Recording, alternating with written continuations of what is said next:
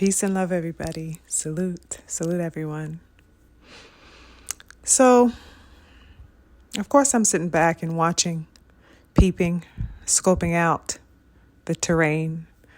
And I'm seeing, of course, that Kamala Harris and the Duopoly continue to lie and play in our faces.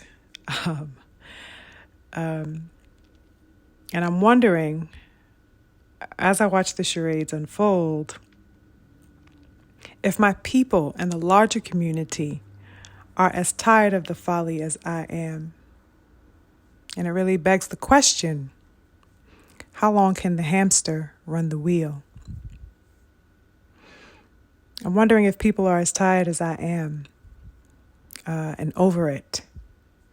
And you know what, to a large degree, I know that you are, because thousands of people have been out protesting things like the genocidist Benjamin Netanyahu. Some protests took place here in New York. We had some protests out in Chicago. Okay, people are definitely have been on that circuit, making their voices heard and showing up. There are also, those of us who have been keeping our ear to the street, keeping our ears to peers, having conversations, keeping in tune with independent media for a sense of honest dialogue and a sense of coherency somewhere along the line that, of course, we cannot find on or within corporate-funded stations and outlets and the like. So, yes, this cycle definitely clearly evinces how the private interests and benefits of this government and the system that they uphold engenders way more value and way more importance than that of the lives of not only the people in America, but than that of the lives of humanity, period. These interests of these corporate elites and these, big time, whatever, they have no interest in life. They have no concern for life. I'm convinced of that. It's truly disconcerting on every conceivable level. Every conceivable level. What we continue to witness from these so-called elite and these so-called representatives on a national level and most certainly on an international level as well. And the attempts made to ongoingly sedate the public consciousness is also appalling and a crime in and of itself. Under the banner of quote unquote democracy, anything goes, I suppose. I took a look at Kamala's address that she gave in Pittsburgh earlier this week. Okay. And, she cited more fluff, more vague concepts about creating opportunities for people to strive and achieve their dreams and all the fluffy sparkle talk, right? And she put on her best acting performance since the live debate, I want to say, complete with hand gestures and head nods. And she even had a new accent, y'all. For this one, she got into her CSI Miami voice. Okay, so she showed up ready with the acting chops on deck for sure. In the discourse, she addressed the cost of high living, the rents and all of this, high prescription rates, the usual barrage that she goes into, rambling on and on and on and on, yet never once, giving a position on what she will do to combat and solve the issues across the board. And, I mentioned this every time that I see, an appearance or a speaking engagement of hers, because I want to call and bring a sense of illumination to the charade at hand. I want you to witness it. I want you to go look it up and check it and verify and Carfax it yourself. Get the Carfax on the details. Watch it, take in the information, make your own assessments. I bring it to the forefront as a point of dialogue and discourse for us to engage in together. Go look at it, verify it, tell me your opinion. I'm not the only one that is seeing this. And, we must be very conscious of the things that we are seeing, of the information that we are taking in, given by her administration, given by the Republican side, and all sides. As far as Black people are concerned, we need to be tapped into all of it because we stand to be affected by all of it at the end and the beginning of the day. So we got to keep our eyes and ears locked. And you got to pay attention to the game that is continually being ran on you, on all of us. At a particular point, she said, "Oh, I want families to not only get by, but to get ahead." Right? And that sounds all good and dandy, right? With the sparkles and the flowers all around the words, right? But what the fuck is going to have a family get ahead on a minimum wage of $7.50 an hour? Who the fuck is going to thrive and get ahead off of that? What about people making less than even $100K a year? The fucking pep talks are not necessary, valuable, or essential in whatever way this woman wants to imagine them to be. It's unacceptable. And it stretches far beyond even her reach or Trump's reach, okay? This goes directly to the corporate colonialists who are puppeteering everything that we see on the political platform. The people who are directing these figureheads to say words like, "Oh, the American spirit," and "drive," and "get ahead," and "thrive." All the while, the wealth gap is so far-reaching that it's difficult to imagine that, say, in the next 3 generations, the disparities will be mended. Because it's quite clear to me that it is not even a matter of time or a concern of time, per se, to the degree of saying, well, in this generation or that generation, it can be possible. It's not even a matter of time. It's a matter of interest. And to whose benefit that maintenance of power will serve. That's all it's a matter of. And the reality is that Kamala and Trump and the entire duopoly system function as the spokespeople and the purveyors of empire and the ideologies that support that, i.e. white supremacy, xenophobia, racist caste systems across the board. I mean, you name it. These are the true building blocks of empire. So that when I see a segment like that I saw with Kamala Harris when she went on MSNBC and she sat there and pledged, "Oh, the rumors are true. I sure did work at McDonald's at a time," right? She pledged, "Oh, no, it's true. I did work at McDonald's and I handled the fries." You see, y'all, I am relatable after all. I'm just like you. It was just the most strange, futile attempt to come off as relatable as one could imagine, you guys. Go watch it if you haven't seen it yet. Go check it out. It was crazy. So you want to sit there and smile and grin, and get the people to kind of, fall into the trap. Oh, she's relatable. Yeah, she knows what it is to have a, regular quote unquote job. Yet she could sit there and not mention a single thing about how people currently working at these particular types of jobs and similar positions will actually be put in place and in positions to actually afford their rent with these particular types of jobs.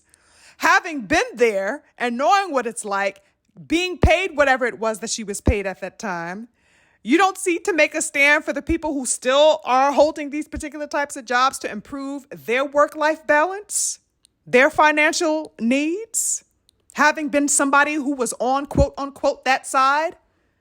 Give me a goddamn break. She's going to smile and grin and tell you about her days working at Mickey D's, but she's not going to tell you anything about the empowerment of the working class. Okay? In true fashion, yet again, her only focus remained on the middle class, business owners, and the wealthy. Same talking points, same cluelessness when asked or pressed about issues that avert from any type of foundation that she's been told to address or that avert from filling her own quota. This is why I always seek to point and speak to the bigger picture, to the bigger narrative at play, and to the players that are larger than those we see in front of us, okay? The reality is that she and Biden have been in office for the past 4 years, And nothing that they've done has focused on the improvements of the working class populace. The billionaires that fund her have no concern for or about the working class populace. And you can see this because this woman is running for president, but her parlance is that of someone who hasn't held the second highest seat in the country, right? She's coming off as if she was not the second person of importance in the nation. I know some of the discourse going around, I guess, trying to shield Kamala from responsibility over what we have been seeing with the high inflation and everything else over the past 4 years. They have been trying to shield her from having to receive some of the backlash for and responsibility for what we have seen by saying things like, oh, well, she's only vice president. She only can do what the vice president does. Right. But what was funny was that Joe Biden went on The View this week and he said, quote, as vice president, there wasn't a single thing that I did that she couldn't do. I was able to delegate her responsibilities on everything from foreign policy to domestic policy. End quote. This is what he is saying. So she was plenty able and she had free reign, so long as he was concerned, to take care of everything that he would find himself managing. No different. There was no distinction. So miss me with the narrative and the asinine attempts, to push this idea that, she just so happened to be at his side. Like what? Like she just was a bystander for the past 4 years. Miss me with the nonsense, please. Okay? There wasn't anything that was in Biden's hands that he could not allot to her and trust her to handle, just as effectively as he would trust himself to handle. Okay? She was just as much a conductor of this train of the past 4 years as he was. Yet, she is speaking as if she is unrelated to and exempt from the responsibilities of devastating inflation, to ongoing wars, mass genocide being committed amid these wars, rising homelessness, a rush of immigrants in so-called sanctuary states, which are uncoincidentally and predominantly working class areas. I mean, you tell me, how many of these immigrants are being dropped off in the shiny, pretty lawned suburbs? Hardly any, if we are going to keep it a stack here. And we also got to keep it a stack about how some of these immigrants, depending, I guess, on what city they are in, are being given benefits that Black people in this country can't even get a whiff of on a regular day. Housing, loans, you name it. It sounds like an old tale long told in this country, where all types of benefits were allotted to immigrants from, let's say, Europe, for example, right? Back in the day, who were persuaded to come and reap the benefits of this land above the people who cultivated and made possible the spoils of this land. Sounds like a familiar song to me. No shade to the immigrants, of South America, Mexico, or wherever, but the reality is that many of them are coming here, also with an already duped and co-opted view of particularly Black people that they are being thrown into the communities of.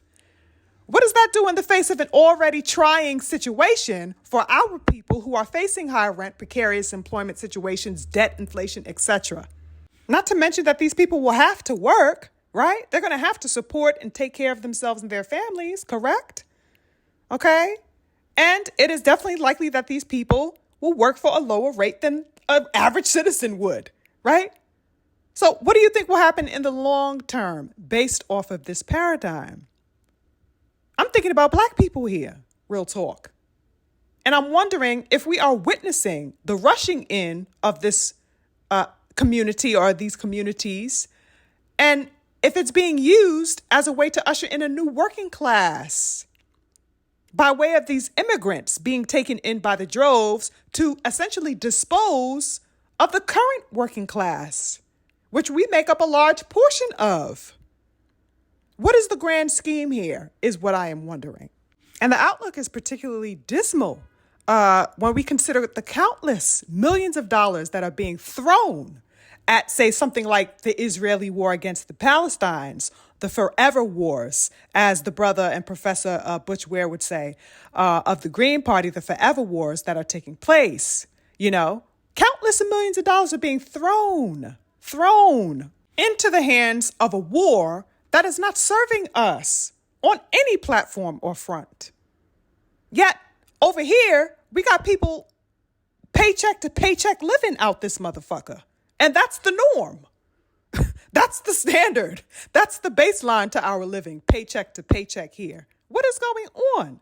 The wealth gap is ever increasing. And as far as Black people are concerned in this country, we are not even in the door, let alone at the table. I heard Dr. Jill Stein provide an estimate of the average net worth of the white family in, I believe it was the city of Boston she used as an example, compared to that of the Black family when she was on Sabby Sab's platform. I'm not sure if you guys follow Sabby Sabs. Please go follow her. She is a dope sister, and she is well-versed on all types of political, information, commentary. She's wonderful. Sabby Sabs. Go check her out. And Dr. Stein and Professor Ware were on her show, and this is where Jill Stein gave the example of the disparities of net worth between white and Black households. And she said that, whites maintain a net worth of something like $250,000, while Black Americans in that particular region of Boston that she used as an example have a net worth of $8. $8 compared to that of $250,000. You guys, this is the level of disparity that we are dealing with in this country as it pertains to our people and across the board for working class people. Neither parties of the duopoly are moved, motivated, or compelled to address the matter at all. These are the things that they are staying away from, like it's the plague. This is the stuff that has to be spoken about, though. But it's precisely the reason why they don't utter the term reparations within the duopoly. They don't even want to say the word. They want to quickly change the subject and move on to something else as fast as possible. Start sweating everything like a whore in church. Soon as reparations get brought up. Soon as Black matters get brought up. Real talk. We cannot bypass or negate the fact that these people are paid suits, okay? Whose objective is to maintain and perpetuate and to conserve the interests of the corporate colonialists, period.